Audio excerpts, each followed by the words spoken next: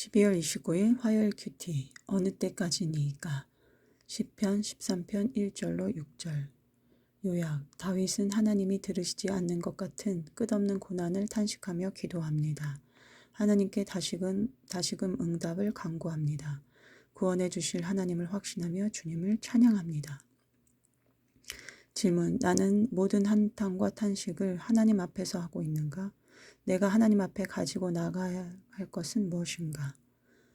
오늘 말씀에 다윗이 어느 때까지라고 탄식하는 말이 마음에 와 닿습니다. 저도 어느 때까지냐고 탄탄하고 탄식하는 마음이 늘 있습니다. 이런 탄식조차도 하나님 앞에 가지고 나아간 다윗이 참 진실하다는 생각이 듭니다. 저도 하나님 앞에 언제나 있는 모습 그대로 서는 진실한 자가 되기를 간구합니다.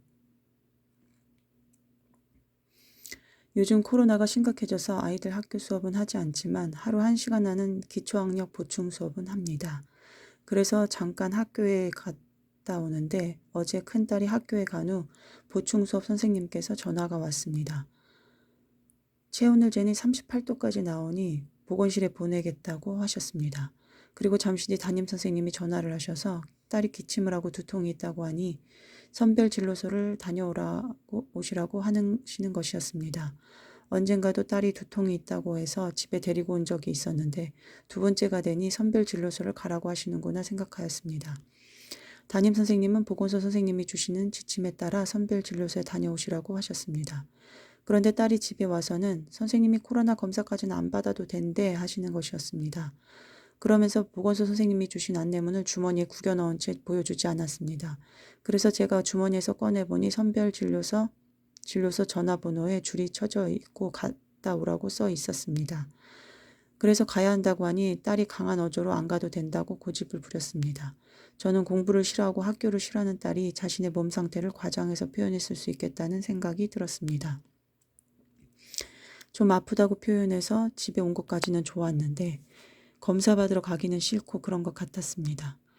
그래서 저는 검사를 받아야 한다고 말하고 딸을 데리고 선별진료소에 갔습니다. 간이 줄이 길어서 검사를 받기까지 1시간은 걸렸습니다. 줄에 서서 딸은 계속 검사 받을 필요 없다. 집에 가자. 왜 검사를 받아야 되냐며 불평을 하였습니다. 저는 단호하게 검사를 받아야 된다고 못을 박았습니다. 저 자신도 수고스럽지만 딸이 거짓말하는 습관이 있으니 이런 수고도 당연하게 생각하자는 마음이었습니다. 그렇게 검사를 받고 집에 왔는데 저녁이 되어 남편이 퇴근하고는 딸에게 선별진료소 갔던 일을 물어봤던 것 같습니다. 딸이 검사 받을 필요 없는데 받았다고 말을 하니 남편이 어찌된 일이냐며 추궁을 하였습니다. 저는 딸이 검사 받을 필요 없는데 엄마가 우겨서 받았다는 식으로 아빠한테 말한 것이 화가 나서 언성을 높여 말을 했고 남편은 딸이 학교가 싫고 공부하기 싫어하는 마음까지는 모르니 계속 추궁하며 화를 냈습니다. 아빠가 학교에서 검사 받지 말라 한 것이 맞냐고 계속 다그치니 무서워서 사실을 말하지도 못하고 모기 소리같이 기어들어가는 딸을 보니 속으로 이 일을 어쩌나 탄식이 나왔습니다. 그래서 남편에게 애가 무서워하니 그만하시라고 하자 남편은 저한테 화를 내면서도 말을 들었습니다. 남편도 혼란스러울 것이 이해가 되어 저는 입을 다물었습니다. 그때 마침 동네 언니가 문자로 시골서 온 시금치를 주시겠다고 가지러 오라 하였습니다. 그래서 저는 그 핑계로 나가면서 딸에게 같이 가자고 하였습니다. 딸과 나가면서 저는 딸이 아빠에게 고자질했다고 화를 냈었는데 딸은 고자질은 아니었다고 말했고 서로 미안하다고 화해를 했습니다. 딸이 큐티할 때마다 자기는 거짓말을 많이 한다고 말하곤 합니다. 저는 어릴 때는 거짓말을 해본 적이 없는데 결혼하고 나서부터는 무서운 남편에게 덜 혼나기 위해 거짓말을 하기 시작했습니다. 딸은 그런 무서운 아빠랑 어린 시절부터 함께 사는 것이니 당연히 거짓말을 자주 하게 될 것 같습니다. 이런 생각을 딸에게 나누며 엄마도 너 같은 환경이었으면 어릴 때부터 거짓말을 많이 했을 것 같아 라고 하였습니다. 그렇게 토닥이며 딸과 짤막한 데이트를 하였습니다. 집에 와서는 남편이 TV를 틀었는데 저는 큐티 기도회가 있는 것은 까맣게 잊고 TV를 보았습니다. TV가 꼭 그렇게 재미있는 것도 아니었는데 생각이 가족들에게 집중되어 있어서 기도회 생각을 미처 하지 못하였습니다. TV가 11시쯤 끝나자 저는 그때서야 기도의 생각이 나서 가슴을 쳤습니다. 모든 것을 하나님 앞에서 아뢰고 도움을 구해야 하는데 내가 또 내 성품으로 일을 해결한 것은 아닌지 두려워졌습니다. 이 아침에라도 오늘 말씀의 다윗의 기도처럼 하나님 앞에 엎드리기를 원합니다. 주여, 우리 가정의 상황을 아시지요?